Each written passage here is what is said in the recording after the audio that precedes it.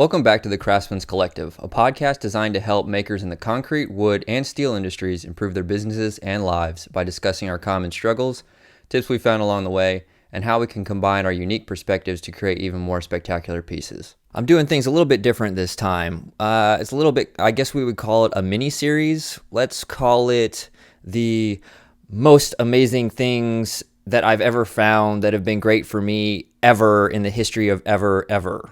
Subtitle, leaving out all the stupid shit that doesn't actually help. P.S. For me. Now, apparently you have to put a disclaimer in of some sorts for some of these categories along the lines of if you're overweight and you need to lose some weight and some of these things may affect you adversely, check with a physician or healthcare professional or any of the other stuff. If you decide to try some of these things, you're doing so at your own risk. I am not a health provider, practitioner, or any of the other things that people usually have in those disclaimers. These are just things that have helped me. And if you decide to do some of them, do so smartly, I guess. Despite the name of the mini-series, I didn't want to have anybody have an exaggerated viewpoint of any of these things on the impact that they would have for them. So I wanted to keep it as baseline neutral as possible. If you decide to try any of these things, I really hope they had as much of an impact for you as they did for me. So without further ado, let's get to it. All right, so for the personal category, most of these have been mentioned in other categories, and there's a lot of overlap with this with the mental section. So I'm not really sure how I'm going to post this particular section because it's pretty small. But one of the things that's helped the most for me is scheduling times and routines for important things. So I'll talk more about this more in the scheduling section. But if there's something that's really important to you, scheduling it is the most surefire way to make sure that it actually happens. Like I mentioned earlier, dimmers on lamps and light switches has really helped. Making sure that my sleep is kind of in check has really made a big impact, and that's been one of the biggest levers that I was able to pull. And it's really easy to do, especially with lamps, because all you have to do is plug it into the wall and you're off to the races. If you're not electrically inclined or you don't feel like paying an electrician to put the switches in the walls, I understand it's probably not cheap to do that, but they're really beneficial. If you can swing it, I would recommend it. So some of the biggest things for me on a personal level is bringing plants inside. Now, some people are going to be like, oh, yeah, that's pretty hippy dippy and all that good stuff. But there's tons and tons of research on being out in nature and having plants and greenery inside and the benefits that come along with doing that. I think, if I'm not mistaken, even having artificial plants inside has shown to have a pretty tremendous benefit. We had to redo our roof since we're down here in Florida, and it's just crazy dealing with roofs. So we went ahead and put skylights in as well. So I was able to bring in dozens and dozens and dozens of plants. We probably have, I don't know, I'll have to take a look, probably 60 or 70 plants inside.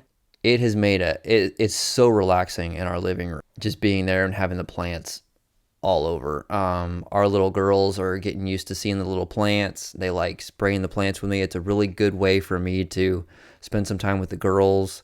They like watering the plants, and they like pretending that they're watering with the water cans. So there's a lot of ancillary benefits that have nothing to do really with the plants themselves. My oldest daughter has her own little spray bottle, and she goes around and mists the plants. I really want for them to have an appreciation for nature and taking care of the things around us.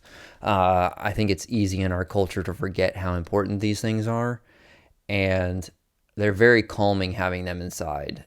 I get not wanting to maintain them or deal with them, so maybe artificial plants are maybe the route that you want to go, but that's been amazing having all the plants inside. The other really big thing that has helped me a lot is having many different social media accounts. In conjunction with that, like I mentioned earlier, is I unfollow any account that makes me feel bad or anxious or angry or any of those things. If somebody's posting something and it's they're taking a very accusatory tone and they're really just talking down to people, or they talk about how good they are and how stupid other people are, or constantly bringing up things that bring other people down, I just unfollow them. I respect that it's their account and they can do whatever they want, but that doesn't mean that I'm obligated to interact or see it. So I'm pretty quick to distance myself from that. I do want to clarify that the reason that for me that there's a difference between this and just being mentally weak, like, oh, I don't want to deal with different viewpoints. I'm not talking about somebody who intellectually challenges me or puts something up that's intellectually challenging. I'm not talking about that. I'm talking about it when there's a clear divisive spin to it. Those are the ones that I don't have any intention of dealing or interacting with. Again, like I mentioned earlier, the things that have helped me a lot with this are the hot shower meditations and cold plunges specifically. The cold plunging has helped immensely, and it's really helped with the different social media problems that have kind of popped up. So for example, my account, I have one for the main business. The plant side of the main business has an account of its own. The podcast has one of its own, although it's not active. It doesn't have anything on it yet.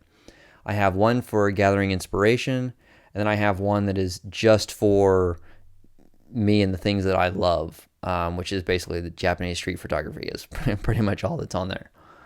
I'm sure that there will be more in the future, but I separate those out so that I am in a very specific mindset when I'm on them, and I'm on there for a very specific thing. The main reason I do not combine the business account and my personal account is because when I'm on there, I want to be for a very specific reason. I don't want to be caught scrolling when that's not what I'm on there for. If I'm on there to do business related things, I want to get on there, do what I need to do, and then get off. These companies have spent way too much money figuring out how to keep us on there, and I'm not strong enough to figure out how to combat that other than I go on there, I do my thing, I get off.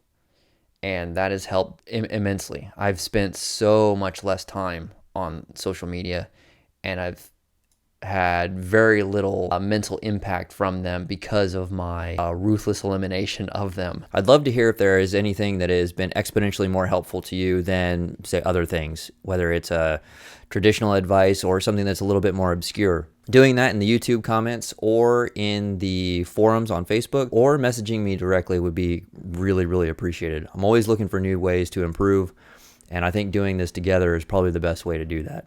If one of the books or resources mentioned in the episode would be beneficial to you or someone that you know, and you would like to support this channel, using the affiliate links in the description would be incredibly helpful. Thanks to everyone who listened all the way through.